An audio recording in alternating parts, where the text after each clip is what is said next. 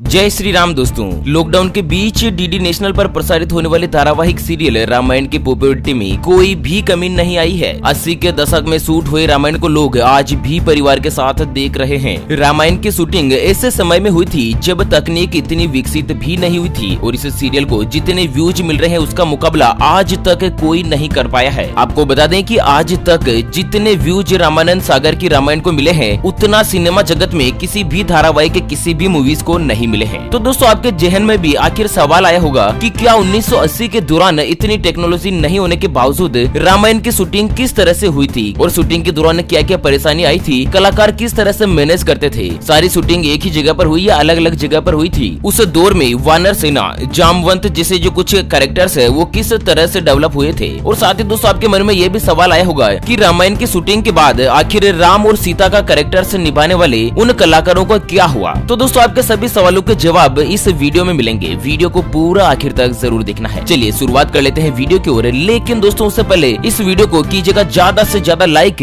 और साथ ही दोस्तों कमेंट बॉक्स में यह जरूर बताएगा कि रामायण के अंदर आपका फेवरेट किरदार कौन सा है। और हाँ दोस्तों शुरुआत करें वीडियो की ओर। लेकिन उससे पहले अगर आप अपने चैनल मोदी न्यूज पर पहली बार वीडियो देख रहे हैं तो दोस्तों वीडियो के नीचे का लाल बटन दबाकर चैनल को सब्सक्राइब कर लीजिएगा और पास वाले घंटी के बटन को दबा दीजिए ताकि आप और हम सभी आपस में जुड़े रहेंगे और लगातार ऐसे ही काम की मनोरंजन और ब्रेकिंग न्यूज हेडलाइंस को शेयर कर पाएंगे। आपको बता दें जिस समय रामायण की शूटिंग हुई थी उस समय न तो इतने आधुनिक टेक्नोलॉजी वाले कैमरे हुआ करते थे, इसके बावजूद सीरियल से जुड़े सभी लोगों ने लगातार कठिन मेहनत करी और दोस्तों परिणाम आपके सामने है कि आज हर सीन लोगों के जहन में याद है। आपको बता दें रामायण की ज्यादातर शूटिंग रामानंद सागर के बंगले सागर विला में हुई थी। वहीं कुछ सीन आउटडोर भी हुए थे। जब सीन बाहर शूट होना होता था तब बाहर के कलाकारों की भी मदद ली जाती थी। रामायण की शूटिंग को लेकर रामानंद सागर के बेटे प्रेम सागर ने बताया कि कई बार जूनियर कलाकारों की जरूरत पड़ती थी, ऐसे में गांव से तलाश करके उनकी भर्ती की जाती थी। आपको बता दें रामायण में हनुमान का किरदार निभाने वाले दिग्गज अभिनेता दारा सिंह को भी उतनी ही पॉपुलैरिटी मिली थी जितनी भगवान राम और सीता का किरदार निभाने वाले को मिली थी। आपको बता दें लोग उनकी फिजिक को देखकर उनको सचमुच हनुमान मानकर पूजने लगे थे। तो दोस्तों दारा सिंह ने रामायण की शूटिंग को लेकर कुछ ऐसे किस्से बताए हैं जिनको जानकर आप सच में अपने दांतों तले उंगली दबा लेंगे। आपको बता दें रामायण की शूटिंग के दौरान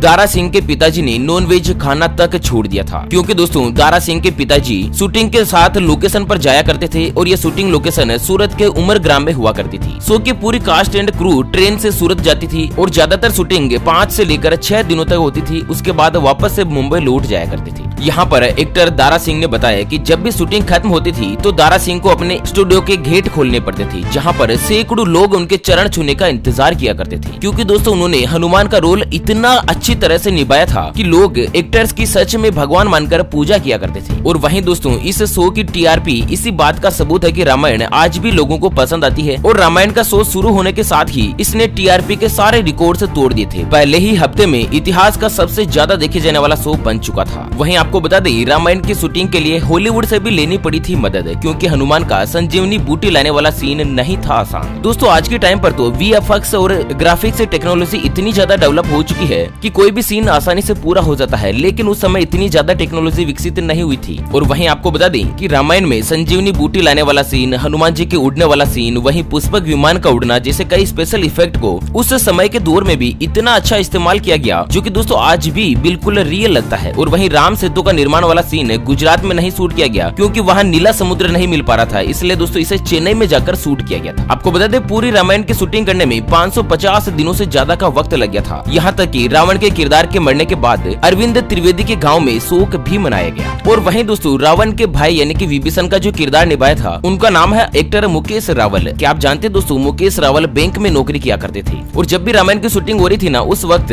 मुंबई के एक बैंक में कार्यरत थे और बताया जाता है कि रामायण की शूटिंग के कारण वह बैंक की ड्यूटी पर कम ही आते थे और इसी वजह से बैंक ने उन्हें नोटिस भी दिया था। हालांकि बाद में उनकी लोकप्रियता को देखते हुए अधिकारियों ने उन्हें स्पेशल छुट्टियां दे दी थी। चलिए बात करते हैं दोस्तों रामायण में सीता का किरदार निभाने वाली दीपिका चिखलिया का। लोग उन्हें आज भी रामायण के सुपरस्टार मानते हैं और दोस्तों दीपिका ने सीता के किरदार को छोटे पर्दे की सबसे यादगार भूमिका बना दिया है। उन्हें आज भी वह सफर ऐसे याद है जैसे कल की बात हो। आपको बता दें, दीपिका बताती है कि सीता के रोल के लिए उनका चुना जाना इतना आसान भी नहीं था। करीब 30 से लेकर 35 लड़कियां सीता के रोल के लिए स्क्रीन टेस्ट देने आई थी। दीपिका कहती है कि वे काफी ज्यादा खूबसूरत, टैलेंटेड और ग्लैमरस थी, मगर चुना मुझे गया। शायद मैं रामायण की सीता की छवि के लिए अनुकूल थी। और वहीं जब शूटिंग होती थी ना, तो उस समय कलाकार काफी दिनों तक एक दूसरे को स्क्रीन नेम के हिसाब से ही बुलाते थे। रामानंद जी भी हमें स्क्रीन नेम से ही बुलाते थे। उनका मानना था कि ऐसा करने से कलाकारों को अपनी भूमिका की गहराई में उतरने में सुविधा होती है। और वहीं रामानंद सागर हर एपिसोड को सोमवार से गुरुवार तक शूट करते, शुक्रवार को एडिट करते और रविवार सुबह ब्रॉडकास्ट के लिए मुंबई भेज देते। शूटिंग ज्यादातर रात को होती थी और सुबह ही पिकअप होता था। और वहीं कलाकार बताते हैं कि शूटिंग के दौरान बहुत गर्मी और उमस हुआ करती थी, क्योंकि तब न तो ज्यादा पंखे थे और न ही एसी। आपको बता दें, जब 80 के दशक में रामायण का टेलीकास्ट होता था, तब रविवार सुबह 9:30 बजे आता था। तब लोग अपने टीवी पर माला डाल देते थे। लोगों का विश्वास था कि भगवान यानी कि ईश्वर साक्षात उनके घर आ गए। चलिए आपको बताते हैं दोस्तों, रामायण में एक अजीब किरदार यानी कि मंथरा के बारे में। तो एक हादसे ने छीन ली थी मंथरा की खूबसूरती और बर्बाद हो गया था कैरियर। जानते हैं उनकी पूरी कहानी।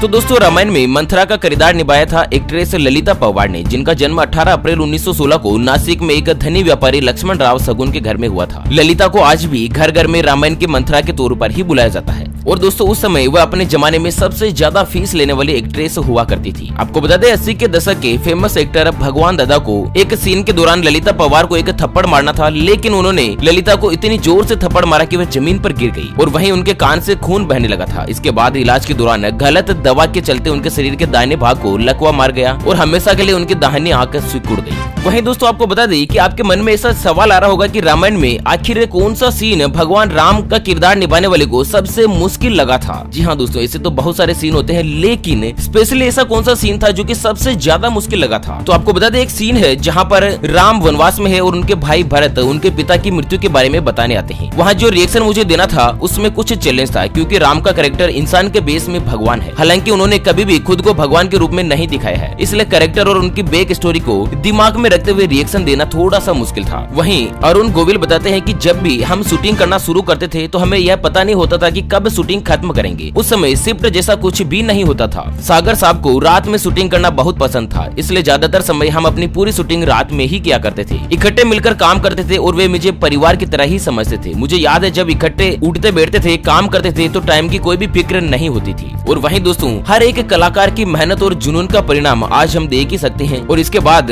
2 बार रामायण और भी बनाएगी, लेकिन दोस्तों उन दोनों को इतनी लोकप्रियता नहीं मिली। चलिए आखिर में अब जानते हैं कि आजकल कहां है रामायण के राम और सीता, क्या कर रहे हैं कृष्ण। आपको बता दें, 80 के दशक में आने वाले 2 सीरियल रामायण और महाभारत ने टेलीविजन की दुनिया में वो इतिहास रच दिया जो शायद कई दशकों तक लोग भूल नहीं पाएंगे। इन सीरियल्स के कुछ किरदार ऐसे हैं जिनके बारे में लोग आज भी जानना चाहते हैं और उनको देखना चाहते हैं। दोस्तों, यहाँ पर रामायण और महाभारत के कुछ ऐसे ही मशहूर किरदारों के बारे में हम आपको बताने जा रहे हैं कि आखिर वो आजकल कहाँ है और क्या कर रहे हैं। और इससे पहले इन दोनों ही सीरियल से जुड़े कुछ शानदार पहलुओं पर भी एक नजर डालना जरूरी हो जाता है। आपको बता दें, रामायण में भगवान राम का किरदार निभाने वाले अरुण गोयल ने एक्टिंग करियर की शुरुआत 1977 में फिल्म पहले से शुरू करी थी। और उन्होंने सावन को आने दो, सांच को आंच नहीं और इतनी सी बात, हिम्मत वाला, दिल वाला, हथकड़ी और लवकुश जैसी कई बॉलीवुड फिल्मों में अहम भूमिका निभाई है। लेकिन अरुण गोयल को असली पहचान मिली रामानंद सागर के सीरियल रामायण से। आपको बता दें, रामायण के बाद अरुण गोयल ने लवकुश, कैसे कहूँ, बुद्धा, अपराजिता, वो हारे न हमारे, प्यार की कश्ती जैसे कई पॉपुलर टीवी सीरियल्स में काम किया। लेकिन अरुण गोयल को जो पहचान रामायण से मिली ना, वो कभी और किसी अन्य सीरियल से नहीं मिली। अरुण गोयल आजकल मुंबई में अपनी प्रोडक्शन कंपनी चलाते हैं, जो कि दूरदर्शन के लिए सीरियल बनाता है। और वहीं रामायण में सीता का किरदार निभाने वाली दीपिका चिखलिया के बारे में आपको बता दें, आज भी सीता के रूप में ही उसको याद किया जाता है। वैसे तो टीवी पर कई हीरोइनों ने सीता का किरदार निभाया, लेकिन दीपिका जैसे जादू किसी का नहीं चला। दीपिका ने 1983 में सुन मेरी लीला फिल्म से बॉलीवुड में अपने करियर की शुरुआत करी थी और इस फिल्म में उनके हीरो थे राज किरण। हिंदी के अलावा दीपिका ने साउथ में भी कई फिल्मों में काम किया था, लेकिन दोस्तों इन सभी में भी उनको कोई कुछ खास कामयाबी नहीं मिली थी। जो कि उन्होंने सीता का किरदार निभाने में कामयाबी हासिल करी ना, तो उसका परिणाम आपके सामने है कि दीपिका हिंदुस्तान के हर घर में छा गई। वहीं रामायण के बाद दीपिका ने विक्रम बेताल, लवकुश जैसे कई सीरियल में काम किया और 1989 में दीपिका फिल्म घर का चिराग और खुदाई में भी नजर आई। दोनों फिल्मों में राजेश खन्ना लीड रोल में थे।